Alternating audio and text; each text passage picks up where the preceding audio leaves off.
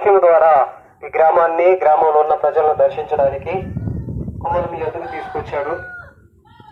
నేనేమో మీ మధ్యకు ఊరినే రాలా, దేవుని వలన మేలు పొంది, దేవుడు అనుగ్రహించిన రక్షణను పొంది మీ ఎద్దుకు వచ్చినాను. ప్రియులారా, నా వెనకటి దినాలలో దేవుడు చేసిన 2 మేలు తెలియచేసి ప్రభు అయిన యేసు క్రీస్తు ఎందుకు వచ్చాడో ఈ వాక్యం ద్వారా మీకు తెలియచేస్తాను. నా వెనకటి దినాల్లో నేను నా తల్లిదండ్రులకు వ్యతిరేకొస్తున్నాయి, వాళ్ళని ఇబ్బంది పెడుతూ 10 రకాలుగా లోక సంబంధమైన స్నేహాల్లో తిరిగేటప్పుడు నాకు భయంకరమైన వ్యాధి, క్యాన్సర్ అనే వ్యాధి వచ్చింది.